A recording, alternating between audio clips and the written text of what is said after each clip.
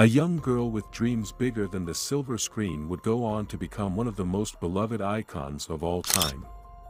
But her story is not just one of fame and fortune.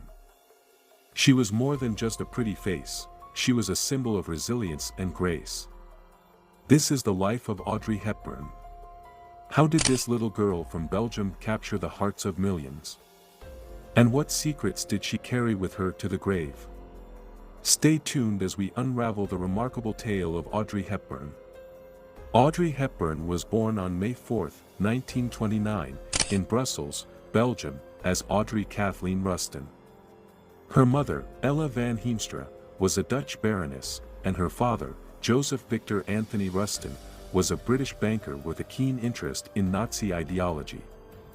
Her parents' marriage was troubled from the start, and Audrey's early years were marked by turmoil. When she was just 6 years old, her father abandoned the family, an event that would leave a deep emotional scar on young Audrey, one she would carry with her for the rest of her life. After her father left, Audrey's mother moved the family to the Netherlands, hoping to find some stability. Little did they know, the world was on the brink of World War II, and the safety they sought in the Dutch countryside would soon be shattered.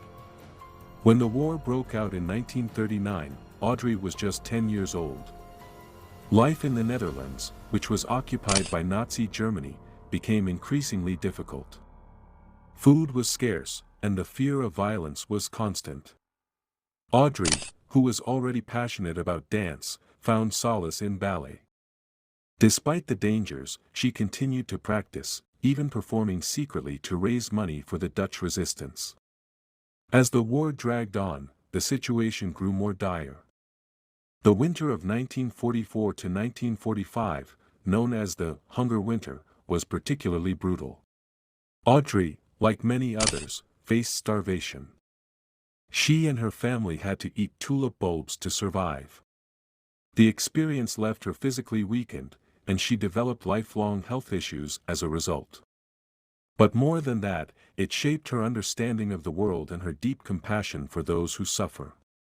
After the war ended, Audrey's life slowly began to return to normal. She continued her ballet studies in Amsterdam and later in London, where she dreamed of becoming a prima ballerina. However, the war had taken a toll on her health, and she was told that she was too weak and too tall to succeed as a professional dancer. This setback, though devastating, pushed Audrey to consider other paths. She began to work as a model and soon caught the attention of filmmakers. Her natural beauty, combined with an innate elegance, made her stand out, and before long, she was cast in small roles in European films. Her big break came in 1951 when she was cast in the Broadway play Gigi. Her performance was a hit, and Hollywood took notice. In 1953, Audrey landed the role that would catapult her to international stardom, Princess and in Roman Holiday. Originally, the role was meant to be secondary to Gregory Peck's character, but Audrey's charm and grace stole the show. Peck himself recognized her star quality and insisted that she receive equal billing. Audrey's performance earned her an Academy Award for Best Actress, and just like that, a star was born. Following the success of Roman Holiday, Audrey became one of the most sought-after actresses in Hollywood.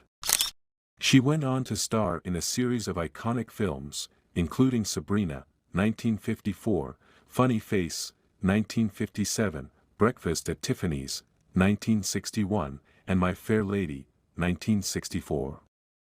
Each role seemed tailor-made for her, and she quickly became known for her distinctive style, often embodying characters that were sophisticated, yet approachable.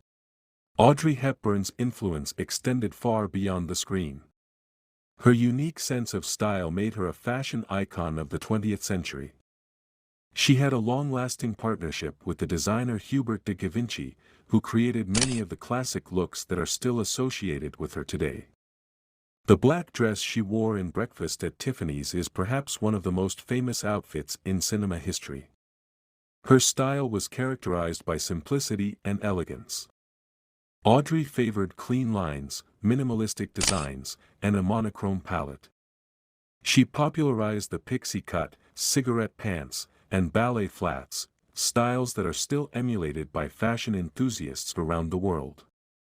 But her beauty wasn't just about the clothes she wore, it was her grace, her poise, and her kind-hearted nature that truly defined her. Despite her fame and success, Audrey Hepburn remained humble and grounded. Those who knew her spoke of her kindness, her generosity, and her genuine care for others. But behind the scenes, Audrey faced her own struggles. She had a deep longing for a stable family life, something she had missed out on as a child. In 1954, she married actor Mel Ferrer, and the two appeared to be the perfect Hollywood couple. However, the marriage was far from perfect. They had a son, Sean, in 1960, but the pressures of their careers and personal differences eventually led to their divorce in 1968. Audrey found love again with Italian psychiatrist Andrea Detti, whom she married in 1969. They had a son, Luca, in 1970, but this marriage also ended in divorce. The pain of these failed relationships took a toll on Audrey, and she began to retreat from the public eye.